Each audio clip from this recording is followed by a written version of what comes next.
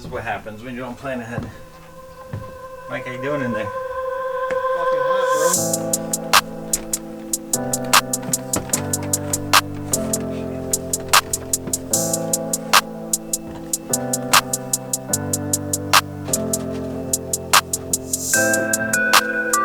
I gotta say that was pretty fucking impressive. Look at that space. It's not even open. It's a little tight. It's a little warm too. It's a harness for it too. Yeah, I don't know who this up, but very well.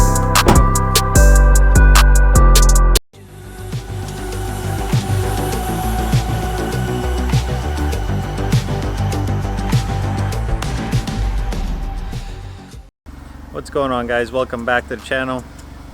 Our little segment of our project cars that we're working on. So we're back on the A4. In the last episode we did the full black interior from it basically comes out of an S4 or an S line, and it looks so much better in here. Next thing on the list is going to be to tackle the boost gauge and the little cell phone mount. So I think we'll do a separate video for this. Obviously we're in it. And then I think we'll do a separate video for the short shifter. I think the short shifter is kind of complicated, so it'll be fun to figure that out. But let me show you guys what we got. So this is kind of like a budget build. I shouldn't say budget. You know, I went with parts that kind of make sense for this. It is my daily. I don't want to spend a ton of money on this stuff. So let's see what we got here. So that's the ECS Boost Gauge that they offer. It looks like we got some vacuum line, a little vacuum line. That might be a leftover from something. Got a bunch of connectors here, zip ties. What else we got here? More connectors, more connectors. There's the vent pod. It's going to go on the left hand side. We'll see how we like that. Apparently we got some Loctite and fittings for the Boost Tap, which I already installed for my exhaust. I'll show you guys where that goes. What else do we have in here? More connectors. These are some badges I ordered a while ago. I don't think I'm going to use them.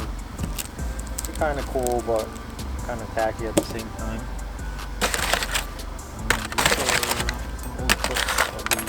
Alright, this is a RennLine cell phone mount. So it comes with a little hook. This goes right next to the radio, basically opposite from where the boost gauge is going to be sitting. So it should clean up really nice. It's fairly simple from what it looks like. This should bolt into the radio hardware, and then that just bolts into that. You got the magnets for your cell phone. It does come with instructions, I think. Yeah, I'm pretty sure it does. So we'll be doing that as well. Here's the pups. Charlie Boy and Buddy. Casper. He's not a dog, but... Oh, it's not time to go home. Buddy Boy hates the leash. My man shakes like a... We won't say the word. Alright guys, after a few days, we're back at it. Work gets in the way, so we gotta do what we gotta do, but we're gonna start the boost gauge install, and first order of business is, let me brighten this up a little bit. Whatever that was, sounded fun. We gotta remove this panel and this kick panel, which has a screw right behind there, and then two 8mm underneath where you sit. So we'll be removing those and then continuing on with the project. I'm basically just running through the instructions that ECS gives us, but I figure I put it on video just in case anybody needs it. Alright, now that you unscrewed that kick panel, the OBD2 port sits right in there. So you gotta pry that out a little bit. There's like three or four clips that go all the way around it. And then this light, the footwell light, just kind of pushes out of there. There. It's really easy. You just kind of like press on it and it pops right out. Alright, we'll see what's next. Alright, now that we got that kick panel out, they say to step in and then we're going to pull this around. That's around the information display out. I think you got to use like a little pick or just pull it maybe. We'll get back to you. Alright, this looks a lot worse. Actually, it looks a lot worse than it is. Is that a thing? I think that's a thing, Mike, right? That's the thing. So we pulled the little dash piece around the monitor and pulled this out. All you have to do is just pry on the side right here, and then the whole thing pops up. And this yellow connector that's right there, that just unclips, and then the whole thing pops out. And I have it right there. So now what we're going to do is basically unclip the whole front fascia to install the gauge pod that's going to sit right there instead of all these little fins. Alright, now that the vent is out, we pulled the little trim around, and now from what it looks like, we're going to be taking apart all the little pins out of it just to remove all this mess. Alright, now that we got the vent out and have it all apart, they make you stop. So that was anticlimactic. But we're going to take this, I'm guessing this is like a snake tube, and we're going to go through the side here. And basically what they say is to go down, I know you can't really see, down next to the monitor, and then all the way down next to your footwell, and snake this plastic tubing down there. So that way you can pull up the rest of the wires up into your gauge location. So we'll do that now and show you what we did.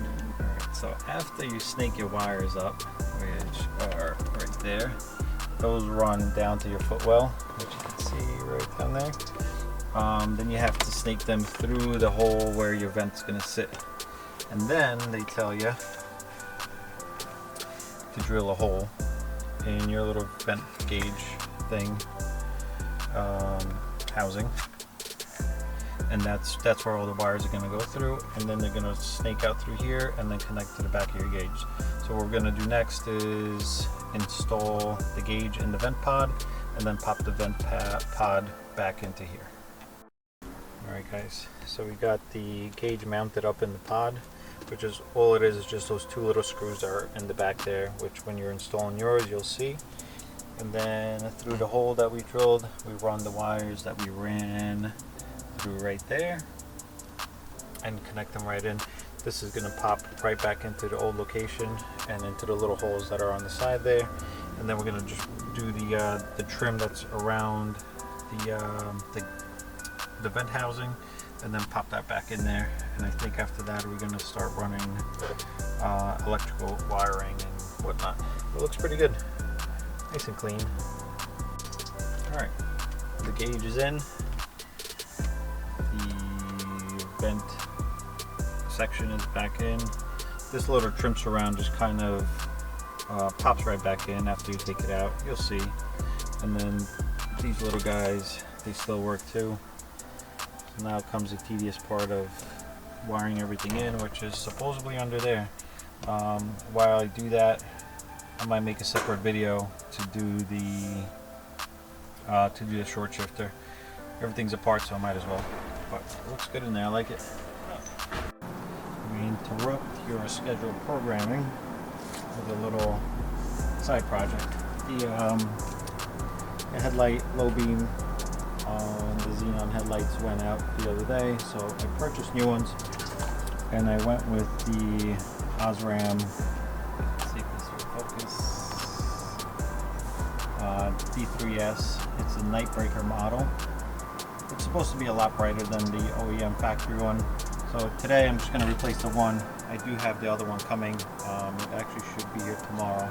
So I'll replace that one, and then hopefully this works. I don't see why it shouldn't, but this is like the upgraded version of what's in the OEM headlight. And while we have the headlights out, I also got these are LED turn signals, which are right in there. I actually watched a YouTube video, ironically, to figure this out, and this is, let me grab the code for you guys. Where did it go? There she is. This is a PH24WY. That's the type of bulb you need to replace the stock one. And apparently with this LED bulb, you are basically replacing the stock one, and you shouldn't have any error codes or anything like that. So it should work. Again, this is PH24WY. That's the type of bulb you need. And I think I ordered this from Amazon. This is the website that I guess it came from. So we're gonna get started. I'm not gonna show you guys how to do this. There's plenty of YouTube videos out there that kind of explain the process. I'll show you a little bit before and after. I'll do one full headlight and then show you the difference between the two. Alright, so there's a couple bolts and the headlight comes right out. So there's one in there, one right there that you got to get to, and then there's one there and two right here, and then the headlight just kind of slides out. Obviously you just got to take off the connector, and then the headlight itself comes right out. The bulb is under here, which we'll be replacing. And a fun fact, since my brother and I are Polish, Osram, as people mostly pronounce it, in Polish it's pronounced Osram, which literally means to shit oneself. So if you didn't know, now you know. Every time you look at these, now you're gonna laugh. She definitely got toasty. See all that white in there.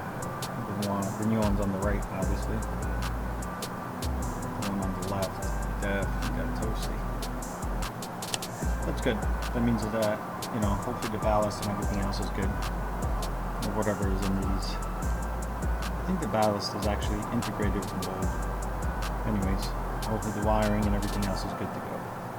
I'm gonna do this the best I can to capture on film, but the new bulb is in, and it's much whiter than the old one. The old one is a little more purple.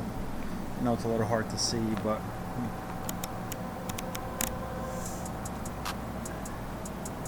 yeah, it's much whiter. And the new LED bulb actually is pretty cool because it kind of blinks like a modern car rather than the old one, which kind of like dims a little bit as it's turning off.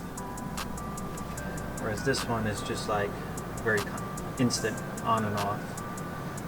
So I would call that a success. I am going to do the rest of it tomorrow when the new bulb comes in. Get her finished up. Now I don't have a light on my dash, which is a plus. And then we'll continue on with the boost gauge install very soon. It's gonna involve us taking apart the center console and wiring everything up. Alright, it's another day, and I got a little bit ahead of myself, but I took the center console apart, the HVAC controls, trim, and the center console area. I unplugged everything. I have everything laying right here. So all that stuff had to come apart to get all the electrical connections hooked up. So that's what we're working on. But because I got ahead of myself, well, this is my first beer of the day. You can see down there, maybe. We'll go down there. We're loading up Mike's car to get the motor installed at MRP Performance. That's who's been doing all of his work on the SCI. And I'm just here putzing around with my car. Alright, there she is. Mike's been working on this thing for how long now? Like 5 months. Loading her up. When is she going there? Tuesday or Monday? Tomorrow, Monday. Tomorrow? Maybe we'll get it back at some point soon. That'd be nice. So you can actually drive it this summer? I don't know, maybe. Come on, good. We coated the wheels. Advent GTs. KKFCo. Gotta check them out. Look at this fart can. I think this classifies it as a race car. The center exhaust. Center exhaust and no AC. awesome trailer. Mics. Which we coated everything onto.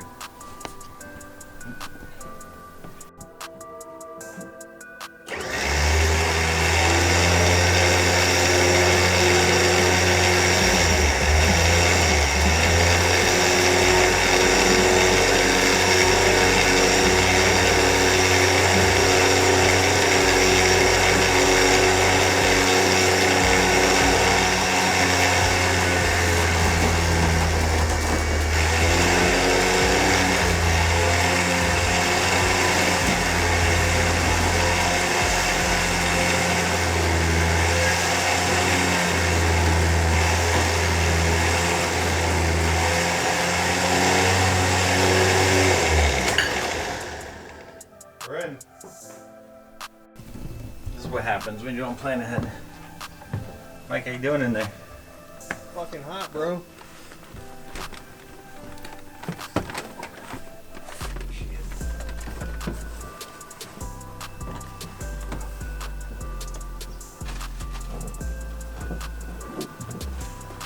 I gotta say that was pretty fucking impressive. Look at that space. It's not even open. It's a little tight. It's a little warm too. There's a harness bar there too. Yeah, I don't know who decided to put that in. Terrible idea. Good job.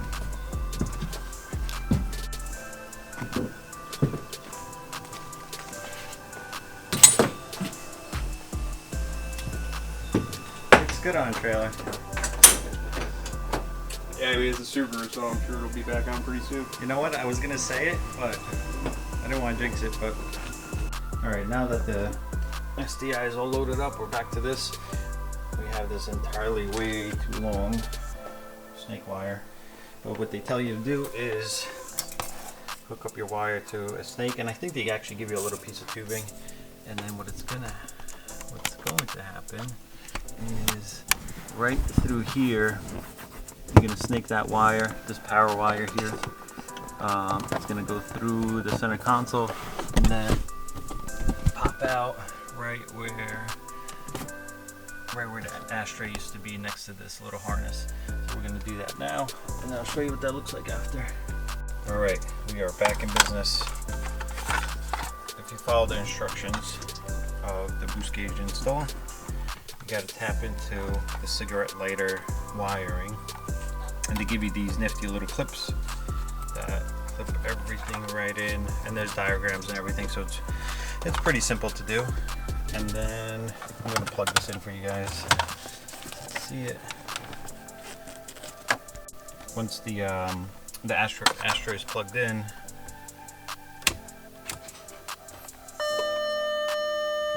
should light up.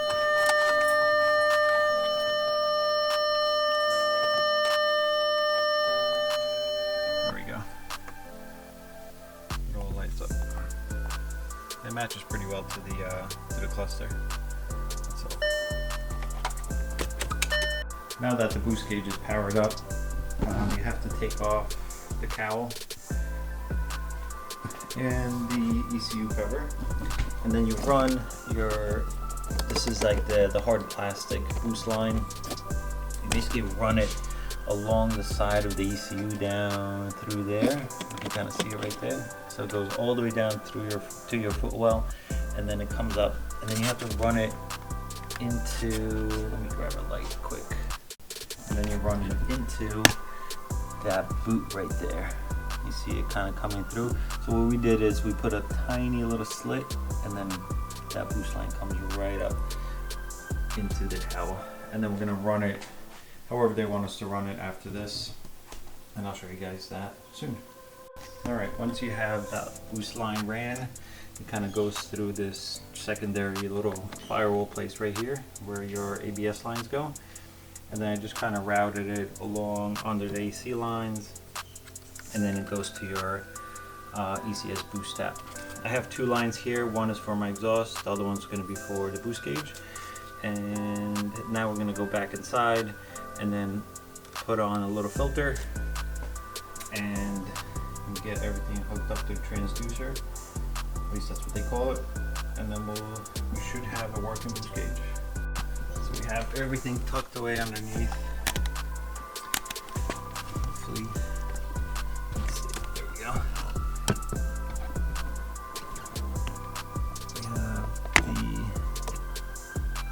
hard line going into the little soft line, into the filter, and then up into there for the transducer. And then that wiring harness just goes straight to your gauge.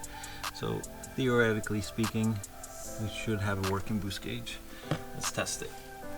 All right, moment of truth. Let's see if she starts.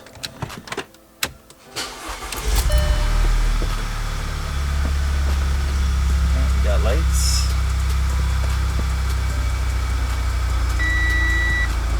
But all she's reading is vacuum, so we're gonna have to see what the hell's going on.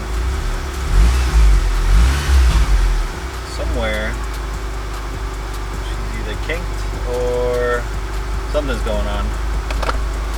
Because all we're reading is vacuum right now, so let's see what's going on. Welcome back. Today we're going to continue on working on the boost gauge for what it feels like the 17th time. I had one issue from the last time I was here with you guys, and I had to get a box. Basically what happened was the transducer wire that runs to our boost lines was no good. The plug at the end was rattling in the gauge, and that could have been a fault of, who knows, my install, a faulty wire. It just doesn't sit right. I'll show you guys what that looks like. In the meantime, I'll do a little unboxing of the boost gauge, and I'll show you guys what actually comes with the kit. I'll lay it all out so you have an idea what you're getting when you order yours. Alright, so this is the ECS Boost Gauge for the B8A4. It actually comes nicely packaged. The gauge sits right up front.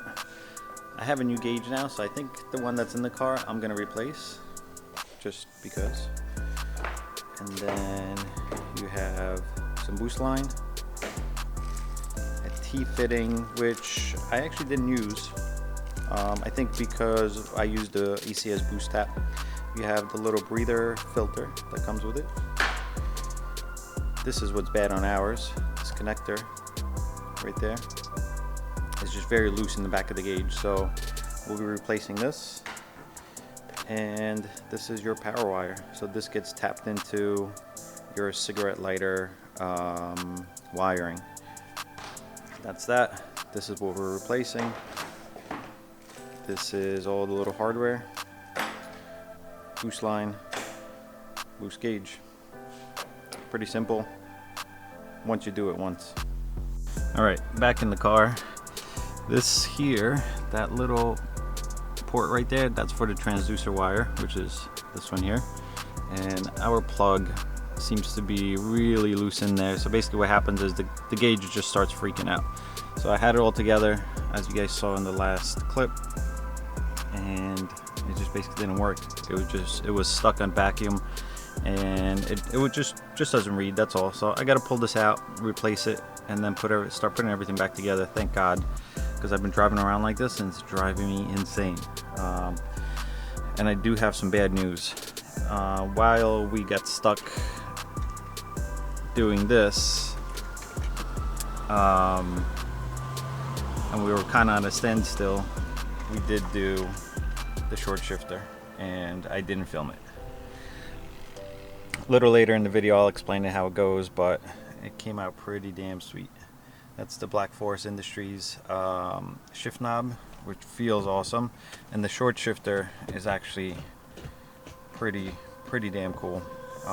It's nice and tight, not like the stock one. It's got you know, the spring and everything else is great in there. I do have to adjust it a little bit to my left, your left also. It should sit like this. I just got to get under the car with someone. Someone has to hold the shift knob here, loosen up the bracket that's under there, and then basically tighten it back up so it sits nice and straight. It's just a little off, so I want to get it perfect so it sits good. But let's get to this and finish this up. Alright, so your gauge in the little plastic pod, that's all it does. It just sits right in there. So that's the old one. We're gonna pop the new one in. Oh, it actually comes with little nuts and washers. You have to get off.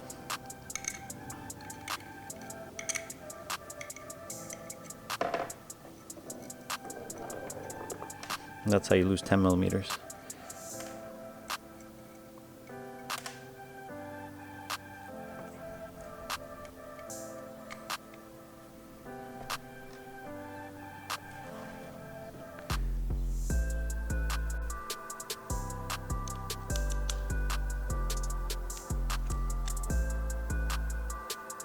I don't think you gotta go crazy tightening it. I think hand tight is good, but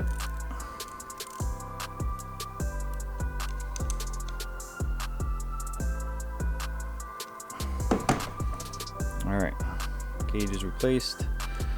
Let's go mess with that wire. Alright, so I ran the wire all the way up and I used the plastic line that they give you to snake things with. So you use that to go up through the dash and into the vent area. And I'll show you guys where I mounted the transducer. Hopefully you'll be able to see it. It's right there. Conveniently, there's 2 holes that you can attach to. So I just zip tied the transducer to it. And now I'll attach the boost line to the transducer, and then I could just clean up the wiring, and then we should, fingers crossed, be good to go. All right, it's all back together and it's finally reading vacuum, which is great. We're gonna go for a quick rip. Kenny's here. What up? Moral support. And he brought this thing. Literally my favorite car in the world. He got it. All right, let's make it happen.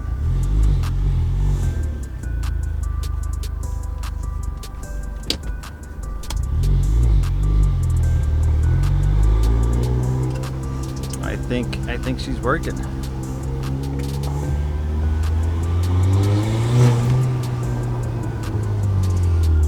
Now just a matter of putting everything back together.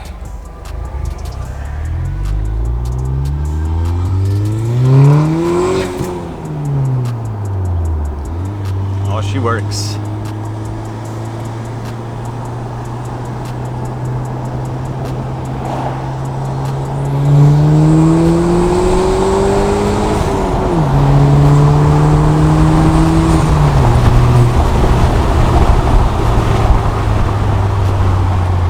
Finally, after weeks.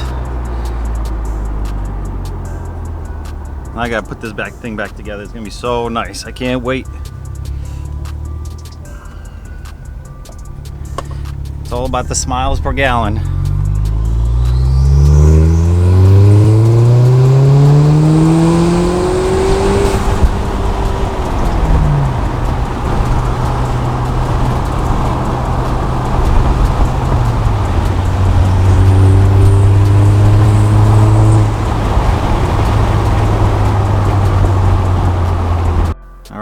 We're back in business.